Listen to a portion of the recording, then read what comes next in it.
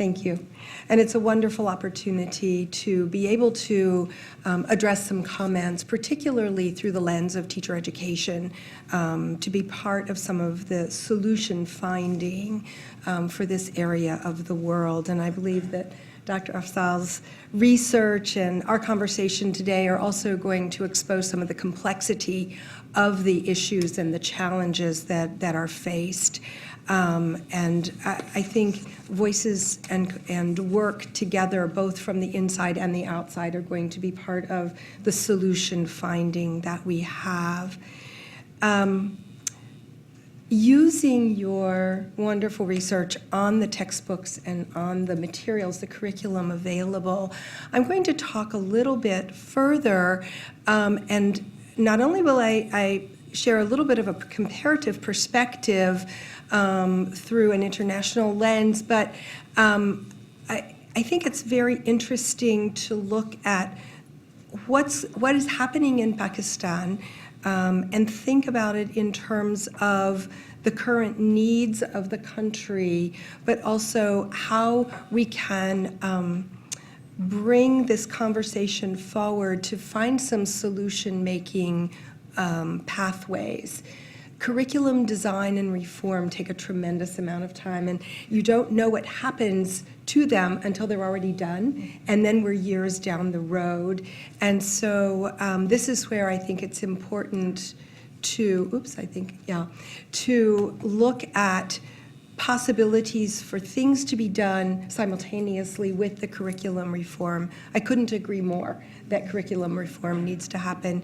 And this is true in many, many countries where literacy is an enormous challenge, particularly for areas in extreme poverty.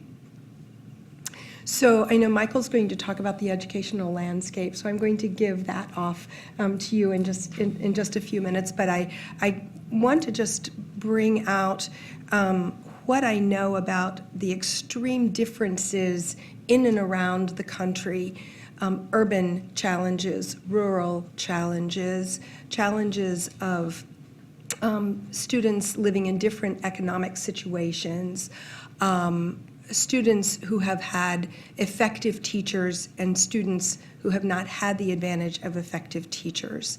What is happening in the schools, how the administration leads those schools. That part of the educational landscape only opens the door to some of the discussions that need to be had. So I just want to turn us to some other important variables. And I'm going to use the term multi-pronged actions because I think that whenever we have problem solving that needs to happen, when we look at it from both through multiple lenses and looking at multiple variables, we also need to attack it, if you will, in lots of different ways. So as educational researchers, we need to band together. So folks working in policy, folks working in governmental issues, folks like myself who are working in teacher education and educational research, how are we going across these different areas, these different disciplines to pool our research findings together? When we do qualitative research, such as this one, it's so important because you really get below the surface, but we don't generalize. And so by having multiple types of qualitative research that we're able to contribute to the forum for discussion, that is going to inform some of the deeper issues that exist in different contexts across the country. So,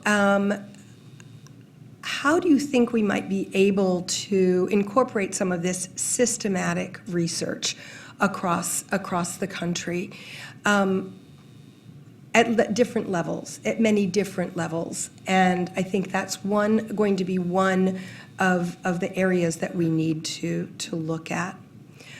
I'm going to talk about what we're doing in teacher education and give you some examples from some projects that I've had in other countries as well as in Pakistan.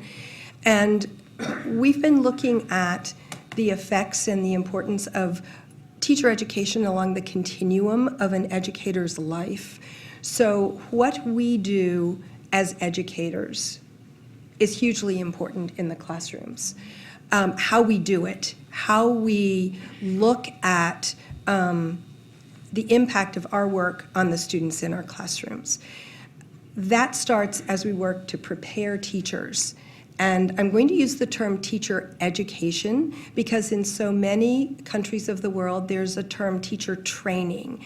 And I want to get away from that term because training gives off the idea that I'm telling someone exactly what they have to do and how they have to do it and when they have to do it. When we work as teacher educators, we equip teachers, pre-service, in-service, early career experienced, with multiple strategies, ideas, approaches, research knowledge in order to be able to effect change in our classrooms.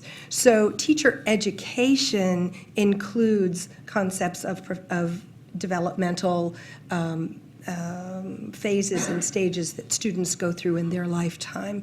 Teacher education includes content-specific as well as discipline-specific knowledge. I have a couple of slides on that in a second.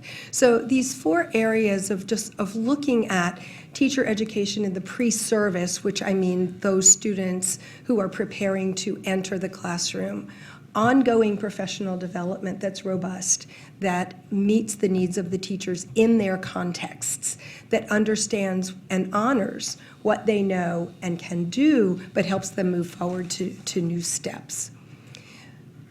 Hugely important in Pakistan, in the US now, everywhere in the world, is teachers' knowledge of culture, the development of intercultural competence, and teachers' knowledge of the role that first and second language, mother tongue, plays in students' ability to understand, engage in, and be successfully, being successful as students. So these areas are going to be ones that I'm going to be looking at. So I believe that there's some real changes called for in teacher education. And I just mentioned my dislike, I suppose I should say, of the term teacher training.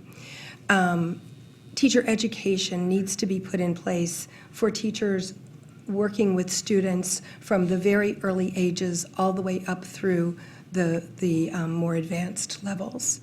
So we also need to establish a culture, if you will, of career-long professional learning and funding and the